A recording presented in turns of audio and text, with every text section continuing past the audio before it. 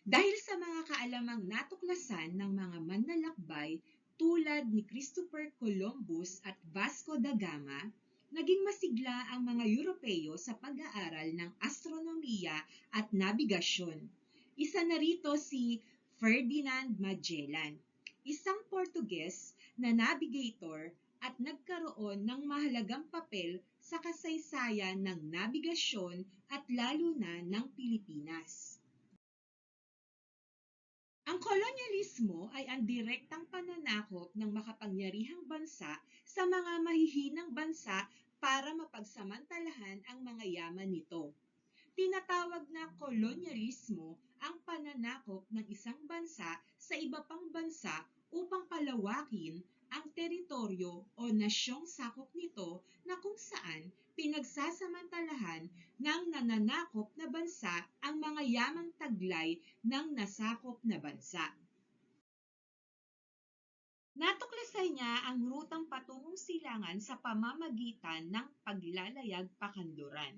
Ang pagkakatuklas niya ang naghantong upang matunton ang maliliit na pulo sa ating bansa. Tatlong pangunahing layunin ng Espanya sa pagtuklas ng mga lupain. Una, ninais ng mga Espanyol na makuha ang mga kayamanang taglay ng mga masasakop na lupain. Ikalawa, layon ng Espanyol na maipalaganap ang relihiyong Kristyanismo. Ikatlo, hangad ng mga Espanyol na makamit ang karangalan at kapangyarihan bilang nangungunang bansa sa paggalugad ng mga bagong lupain. Kayamanan o gold. Isang batayan ng kapangyarihan ng isang mananakop ay ang dami ng kayamanan na kanilang nasasamsam o nakukuha sa mga nasakop na bansa. Ito ang namayaning kaisipan noong panahon ng paggalugad at pagtuklas na naganap mula ika-15 hanggang ika-17 siglo. Ninais ng mga bansa sa Europa na madagdagan ang kanilang kayamanan at kabuhayan dahil ito ang isang batayan ng pagiging mayaman o makapangyarihang bansa noon. Ang paniniwalang ito ang tinatawag na merkantilismo.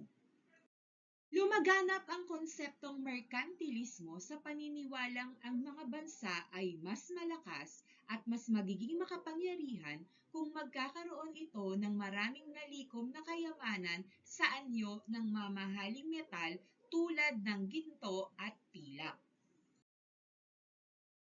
Nagsimula ang ekspedisyon ni Magellan noong Setyembre 20, 1519.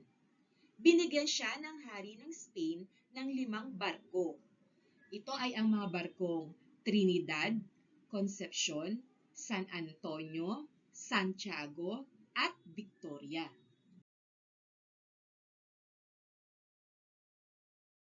Namuno siya sa isang ekspedisyon para maghanap ng bagong ruta patungong Moluccas Island o mas kilala sa tawag na Spice Islands. Ang Moluccas Island ay isang pangkat ng pulo sa Indonesia na matatagpuan sa timog bahagi ng kapuluan ng Pilipinas. Tanyag ang Moluccas sa mga Europeo dahil matatagpuan sa pulong ito ang iba't ibang uri ng halamang pampalasa sa pagkain. Spice Island or Moluccas Island. Ang mga rekado o mga sangkap na nagpapasarap sa pagluluto tulad ng paminta, luya, sili, bawang, oregano, cinnamon at nutmeg ay mahalaga sa mga taga-Europa. Sa paglipas ng panahon, lumaki ang pangangailangan ng taga-Europa sa mga pampalasa ng pagkain, mga sangkap sa pag-iimbak ng pagkain, at sangkap sa paggagamot. Ang Pilipinas ang naging sentrong pamamahagi ng iba't ibang produkto mula sa Timog Silangang Asya dahil daanan ito ng mga sasakyang pandagat buhat sa maraming panig ng mundo. Bunga Antonio Pigafetta. tagatala ng mahalagang detalye sa kanilang paglalakbay kasama ang 200 tauhan.